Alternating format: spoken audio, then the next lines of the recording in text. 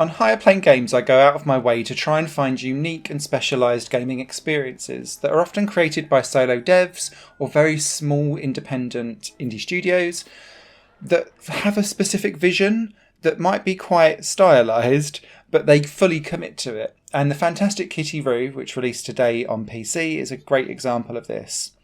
It is a visual novel point-and-click rhythm game. Oh yes, 3 genres you don't often see colliding together, but here we are. And it's set in a mixture of 1920s fashion and Art Nouveau inspired environmental design on a retro-futuristic planet where there's a mixture of humans and human cats kind of wandering around as the characters. It's a real mishmash of all different designs, but because they fully committed to their art direction, it's sold really, really well. And so the character designs are a mixture of cute and sassy. The environment has that 1920s retro poetic feel to it, but the whole thing is underplayed by this Tim Burton sinisterness that's going on in the background. So the characters might look cute if they're a cat, but then when you go to a shop owner and she's looking a little bit like an evil witch and it's all monochromatic and the voiceover has got a hee laugh, it's that kind of B-movie camp Tim Burton-esque aimed at children horror. And I really, really enjoyed the whole visual art direction and styling of this game. Diving into the actual game itself, it's a real mishmash of ideas, and some of them work slightly better than others, but it's constantly moving forward into very distinct segments.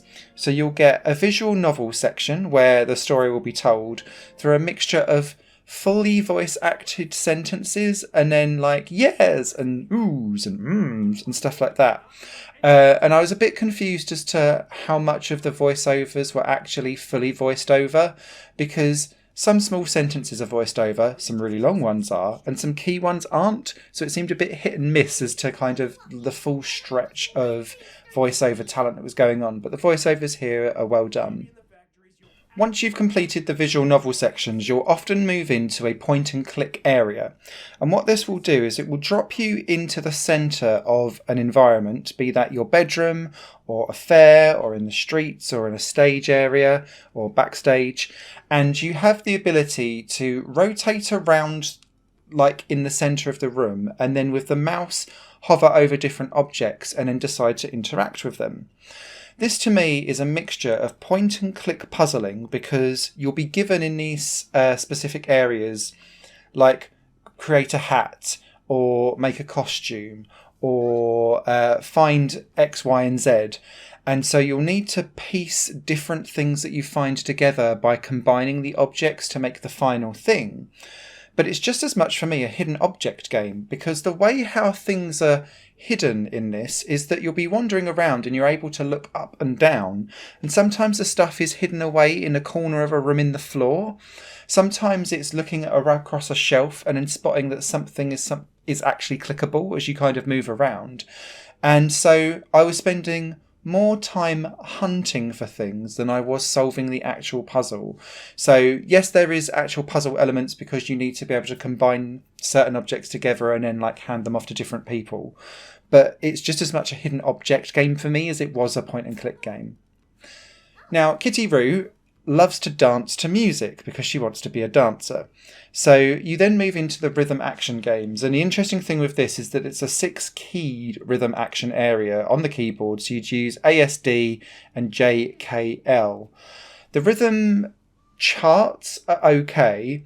I found it quite good that it utilises proper going up and down the scales. And there seems to be some basic understanding of what a good rhythm action chart needs to be.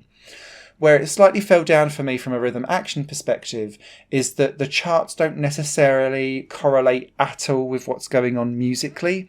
And so you'll have some jaunty ragtime piano going on and Kitty Roo's dancing away to it.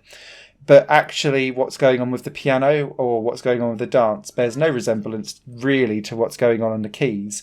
And whilst you're pattering out a specific pattern, it doesn't really match the music. Outside of that, though, The story itself is quite nice and charming. It's very much a coming of age and believing in yourself and going off and doing your own thing and following your dream and path, which I think is a nice story, well told many times over, but given a new fresh paint with this aesthetic design.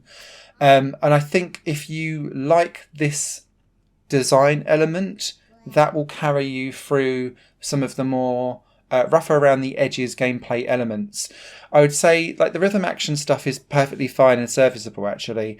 The thing that slowed me down most with this game and I got slightly more annoyed with, I think, was that sometimes I felt I'd hovered over things and it didn't necessarily pick up that thing was interactable until I'd been round the room several times, and then I was like, well, of course that's interactable, and it would then click for me.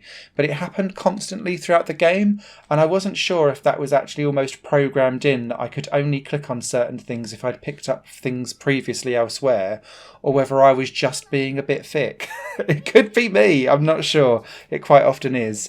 But yeah, rough around the edges, but full dibs to the developer that they've gone fully committed into a very specific art direction, design and way of storytelling, and if you don't mind some rough around the edges parts, there's a decent enough story to tell. Written review will be over on highplanegames.com. Great to see indie developers following their dreams. Higher Plane Games is part of the Higher Plane Network, a completely independent media outlet supported by people like you. The goal is to create the best possible content that cultivates a richer indie scene for games as well as music and entertainment. To find out more and to get involved, visit patreon.com/higherplane network. Your support makes all the difference, and in return you'll gain access to bonus content and downloads. Thank you for watching.